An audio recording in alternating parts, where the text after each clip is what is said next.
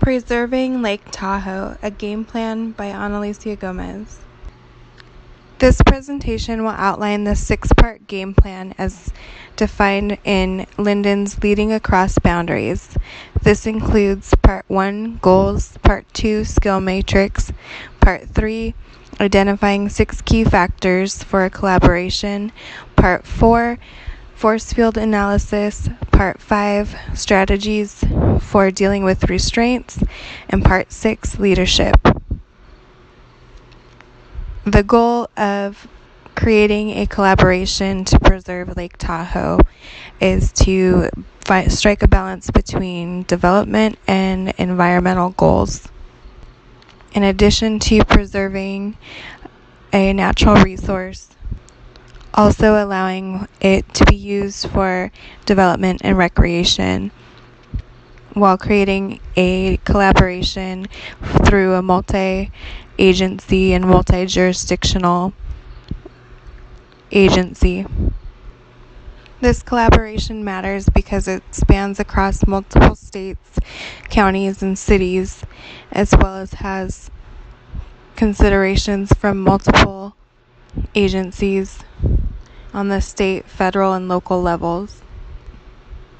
In addition to the governance system of participants, there are also public-private partnerships that can be used as part of this collaboration.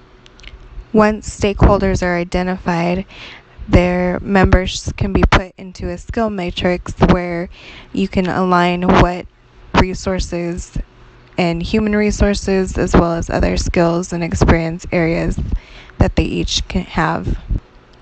These include subject matter experts, technical skills, political skills, marketing, IT, project management, and facilitation skills.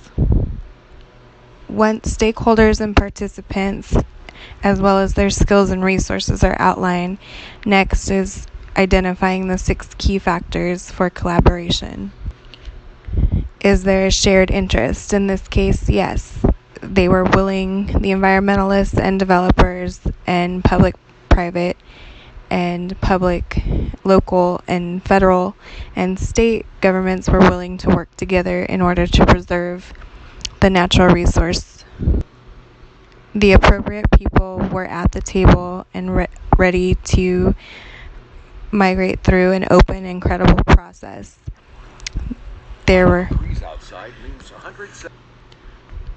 One of the factors also requires a champion for initiating the collaboration and establishing a trusted relationship between partners. The next part is a force field analysis of what are the driving forces and restraining forces behind the goal. In the case of the Lake Tahoe preservation, the goal is to allow for economically viable development of the Lake Tahoe area while ensuring the preservation of the environment and water quality of the lake for long-term sustained use. The driving forces are environmental regulations, economic development opportunities, environmental protection, funding opportunities. Restraining forces are environmental protection policies and land use constraints due to erosion, cost effectiveness, and tourist and development opportunities. Part of the strategies for dealing with some of these restraints are getting the right people involved as far as those who are enforcing the environmental policies so that you have them actively working as a partner instead of putting up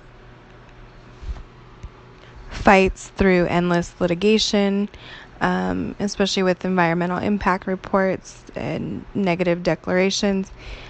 You will have environmental groups come in and fight endless and very long litigation battles against developers. So ensuring up front that you have their interest and input is part of dealing with those restraints. Also, seeking opportunities for private partnerships and other funding, creative funding uses. And then to lead a collaboration, they have to check egos and be understanding, look for win-win, and create a push, not a pull, not push approach to the collaboration. In the case of Lake Tahoe, they were able to do all of those things, and they created a very successful collaboration.